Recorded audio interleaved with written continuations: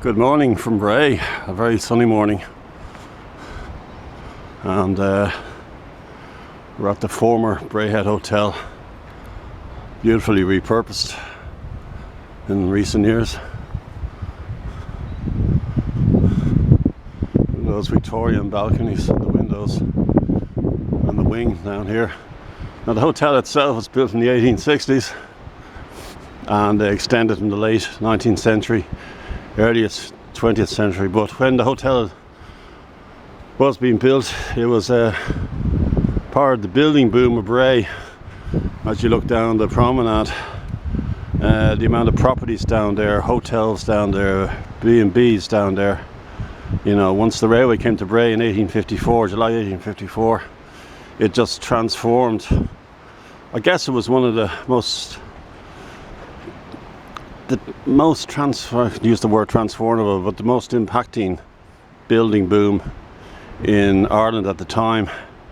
You know, the railway came, people were able to sort of come out for day trips or holidays, etc. So it really took off from there, and then hotels, even around the seafront, around the station there was two hotels long gone, the International, which sadly burnt down June 1974. And way back you had the Royal Marine Hotel that the upper floors were burnt in 1916, nothing to do with the rising, and the Great Southern Railway took that over and it was changed. You can still see the profile of the Great Southern on the bottom of it. It was changed into a buffet, so it lost its hotel status. But isn't this a fine hotel? It's quite spectacular. A famous musician stayed here to get away from London, Mr. Robert Smith.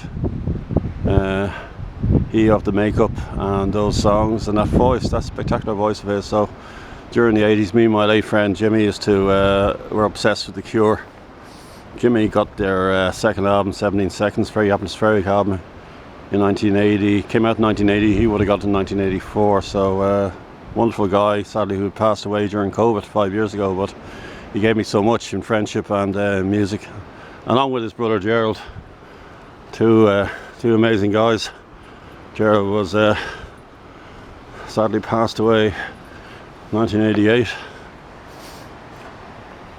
So that yellow building there was tea rooms there. I remember seeing photographs of it. And where the sun is, spectacular morning for sun, is just where the cable car was. And I remember being in the cable car with my late father. It was the invention of Fergal Quinn, he of the Silver Quinn chain. His father, who had a holiday camp out in, the name escapes me, holiday camp Red Island out in not Swords, out in, I've forgotten the name of it off the top of my head. Anyway, so he brought the cable car. He brought the cable car to Bray in 1950, and I remember being in with my late dad. It was like very little health and safety in those days. So yeah, it felt very peculiar. You're strapped into the seat and the ground below you, but it's the thrill of going up. The Eagle's Nest, it was known. It was originally a tea room, but they had the landing platform up there. But I think 1976 it all disappeared. So we say goodbye to this wonderful repurposed hotel. So what I want to do is it's like a trip down memory lane for me, I suppose. I've been in now the Bray since 1972. So yeah, it's kind of lots of memories, good and bad.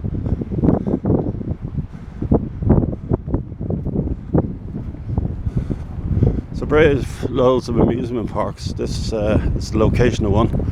The Dawson family had their amusement park here with the ghost train, the penny fountains, the laughing policeman, and yeah, slot machines. You can almost hear the sounds as you walk past it. All sorts of sounds emanating from that building. So, but sadly it closed and everything was changing, so it closed in the 2000s, and the building was demolished in 2010. But yeah, I remember going in there, pretty much part of the fabric of the entertainment on Bray seafront. But the one beside it here, we have the Star Amusements, and that holds a lot for me as well. It's fortunately I was bullied in school, and but I met some friends. I also got some friends in 1982-3 direction, 1983 probably. Mark Langro, Runo Sullivan and Freddie Cowan. So we asked our maths teacher, our English teacher, to give us grinds on a Saturday, so he was really obliging. So we used to go down into Pres, the Bray Head house on where all the brothers lived, and we'd have our, I think, an hour and a half or thereabouts, probably 10. We didn't have to be there at 9, it was 10 in the morning. But afterwards we came down to Putland Hill and went in. This is the place to be, to play pool, snooker. You know, it was all the rage back then, and fond memories of that. There was it's like a snooker explosion, yeah, that gripped Britain and Ireland. You know, you had all these great names. Dennis Taylor's incredible last fall final in the World Championship in 1985. What was it, 20 something million watched that in the wee hours of a Monday morning. It spilled over into Monday morning. So you're either a Steve Davis fan or the rebel Alex Higgins, the much maligned Alex Higgins. Should have won more than 2, but he was Mr. Rock and Roll. You had Cliff Torban, Jimmy White, who's still playing. It's remarkable. 40 plus years later, he's still playing. Anyway, some beautiful little cottages here. There's 2 here.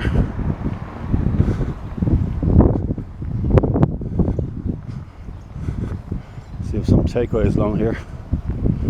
These are owned by the council. That building goes back to the 1860s, but the council workers work out of these buildings. But these used to be shops growing up. So this time of year, these places are quiet and shut. Now, this is a chipper here. I went to school with Peter Galligan, and his family had 2 of them, 2 of these chippers in Bray. This one here, and the one on Quinsborough Road.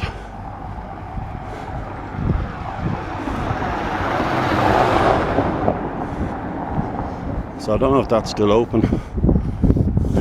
That one just I passed there, I think it might be. Again, it's probably seasonal. So this is a language school now, but this is wrong building. This is where my friends Runo Sullivan, haven't seen him in over 40 years. His family were from Tipperary, but his auntie brought him up, and that top floor there, we used to watch TV in 83 and 84, and there was the sci-fi series V, and Franco's Hollywood Two Tribes was number 1, and he had a snooker table in the back room, small one, 8x4. And speaking of snooker tables, another guy from Pres. It's now an Oscar Wilde themed pub, but the Fitzsimmons family lived here, and I went to school with a Justin Fitzsimmons. So again, memories of 83, not so much 84 but 83. So they had a snooker table, small snooker table in that room. Now it's all part of the hotel here, in that room there. So we used to take turns playing snooker at the Strand Hotel. I think the family sold it, what, 20 years ago. But we used to play snooker in there. It's quite a thrill. So we had plenty of places to play snooker.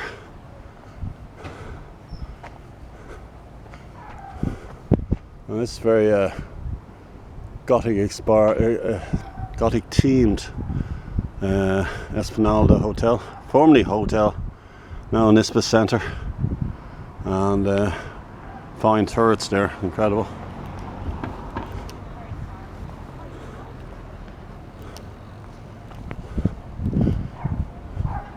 Sean Connery lived there, or stayed there, not lived there. He lived in Bray, he lived in Clover Hill in Bray. up by Ardmore Studios. He lived here in the 70s.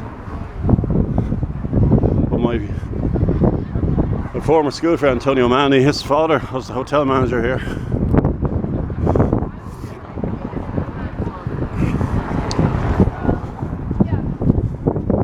And just continuing the snooker team.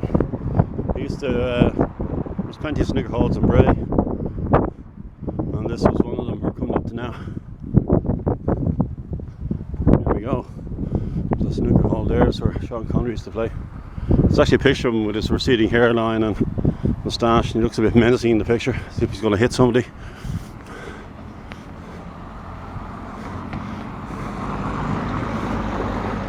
So Room O'Sullivan introduced me to cigarettes and drinking.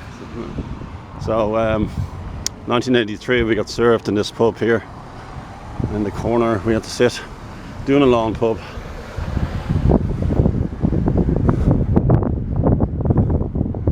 Here we go, they're doing it on. So there's that window there. So we used to drink in there. I remember drinking in there September 1983. My parents were on holidays in Tenerife, I think. So, but yeah. Thankfully, I gave up the cigarettes. I think it was just at the time people smoked and drank when they were that age. You know, a bit of rebellion about it. I wonder wherever he is now. Does he still smoke? Esplanade Terrace.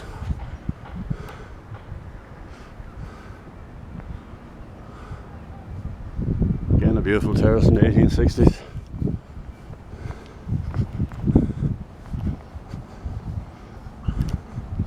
So, plenty of memories there with former school friends and social activities. Very sunny this morning.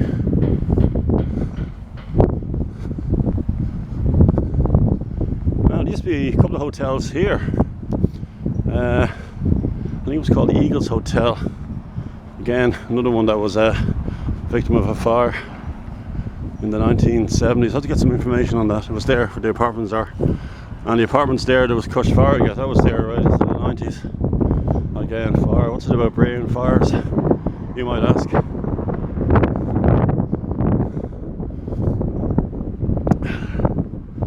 Feeling it on my fingers now this morning, the coldness.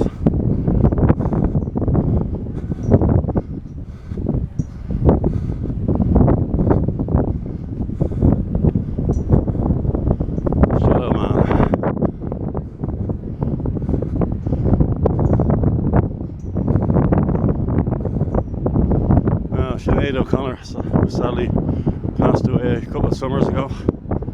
Her house was here and she had a rocking chair. She used to sit outside. I personally have no recollection of her being in Bray, but she was in Bray quite. I know she died in London, but she still had her property here, and it's sold for a sizeable figure, $1 million or something or more this year.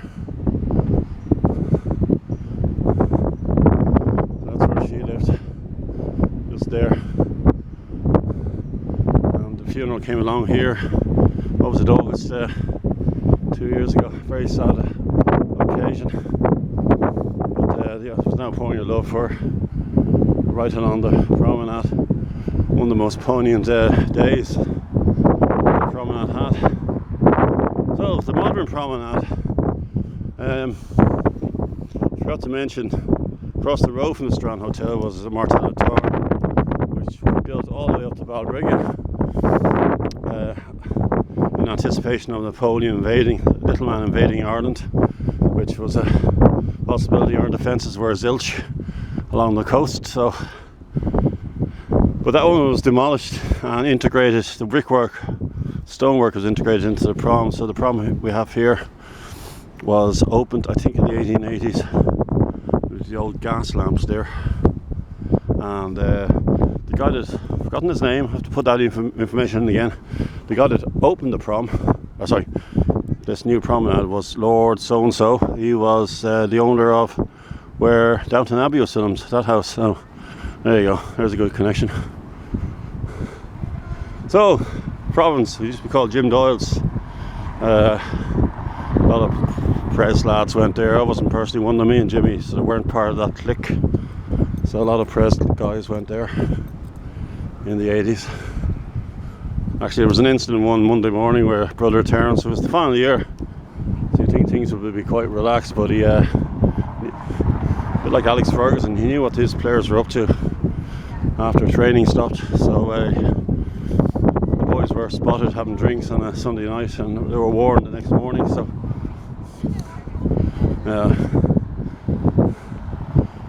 it's called the Province now, and this is called the Palm.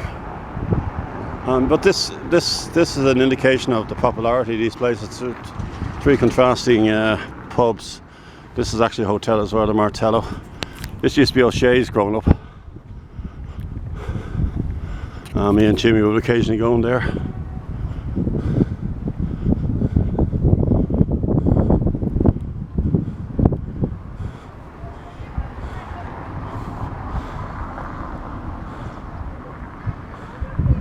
So it used to be the Porterhouse, ran that until a number of years ago, maybe 10 or something. They pulled out. But shows you, like, if you go back 40 years, O'Shea's used to be a modest, wasn't even a hotel, it was just I think they had rooms upstairs for, I think it might have been just a B&B or something, and the bar was downstairs. So just this whole entrance was like a car park.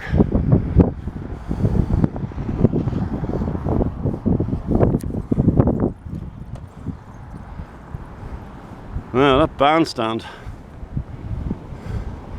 was purchased by the Bray Town Council from the exhibition in Herbert Park in Ballsbridge, and sorry, it's very sunny, but you can see there's a hairline crack underneath that spire. That's where the clock was. There was actually a clock there. So all this has been landscaped in recent years. Done a nice job in it. These are the kiosks that the fortunate people that, I think there's a lottery where you have to be the lucky few who get these kiosks for the summer months. So I think these have been here for 100 years or more. So these are the old gas lamps. Excuse me.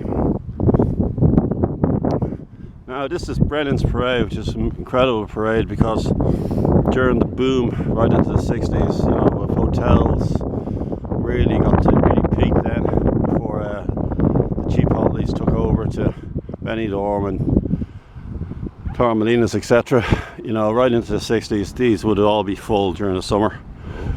They'd all be B&Bs and all be full, all be booked up, especially August.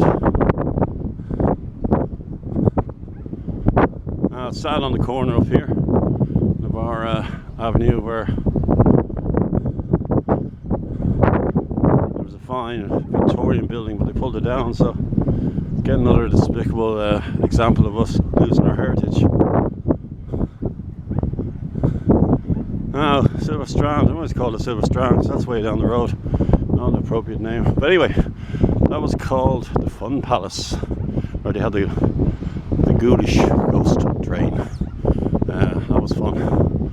And again, a mini version of Dawson's Machines, the laughing policeman in the penny fountain. All fun, but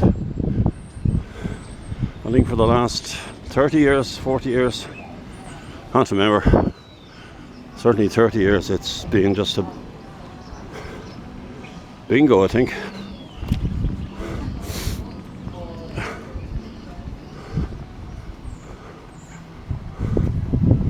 Yeah, another form of revenue. Casino. We're very popular here at Finby's. Victorian baths used to be here, so there was separate Victorian baths for the women and for the men back in the day. This is new marine life aquarium.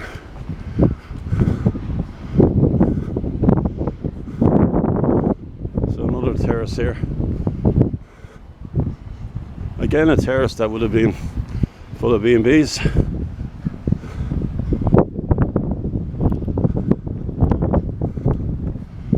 Interesting seeing these buses coming down. These are new links put in this year, but before you used to have the 45 come down, and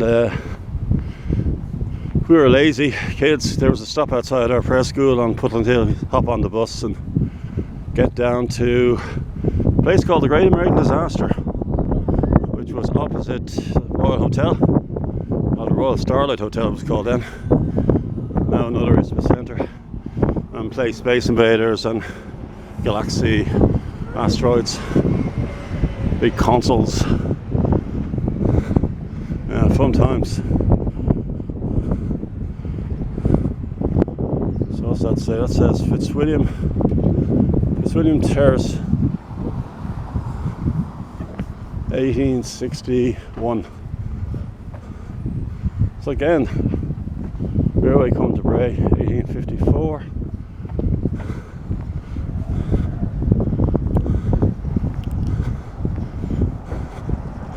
Just realised this is my longest video ever. It's going to take a while to upload. Anyway, I wanted to do a comprehensive personal walk down this road.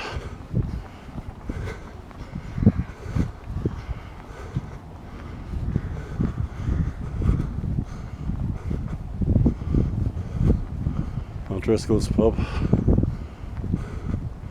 It's still open, I think. A lot of these pubs were affected by certainly COVID, and I don't know, many months the pubs were closed during COVID, but mostly impacting was during the smoking ban in the 2000s. I was brought in, so that was quite impacting.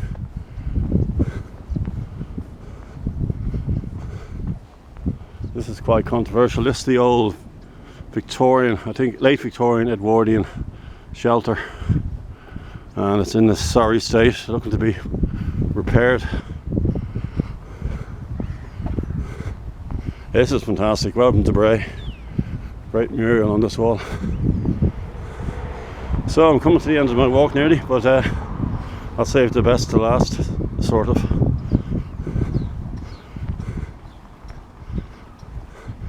So we're coming up to the location of the Royal Marine Hotel that I mentioned earlier on. The fires engulfed the upper floors in 1916, and then it's kind of Art Deco style here. Great Southern Railway took it over, and you can see the Art Deco building, and it became a buffet, station buffet. And the upper floors were taken away.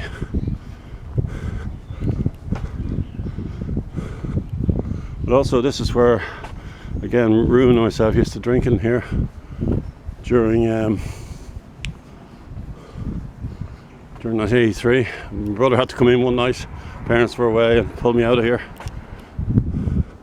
I was playing snooker in there till the wee hours.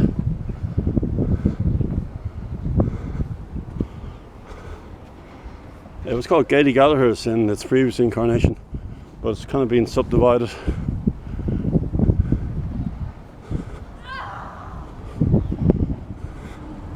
Ah, we're at the railway. The Dug Inn, couldn't think of the name of the Dug Inn. The Dug Inn.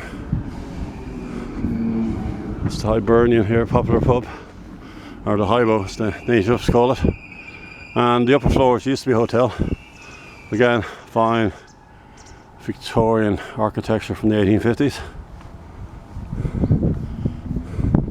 Right, let's wrap this talk up. So we're at the railway. There's the Great Southern Railway, built single cabin. And across there is the Bray Bowl where the International Hotel used to be. So the flames were ripping out of that on middle of June 1974, sadly.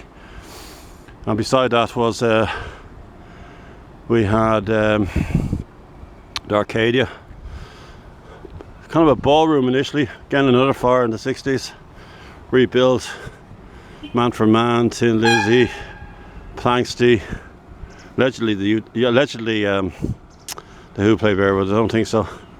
Moody Blues. Yeah, quite a lot of bands came over, but once the trouble started in Northern Ireland, all that sort of stopped.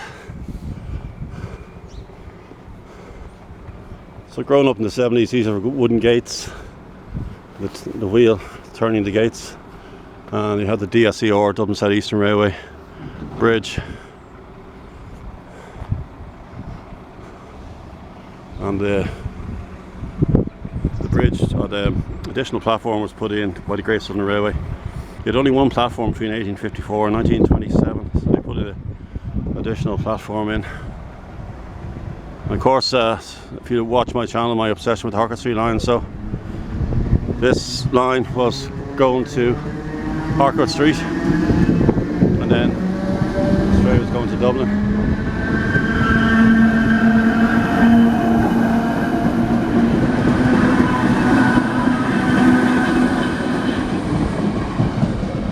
Okay, thank you for watching my personal memories of Bray, Promenade, the last 4 or 5 decades.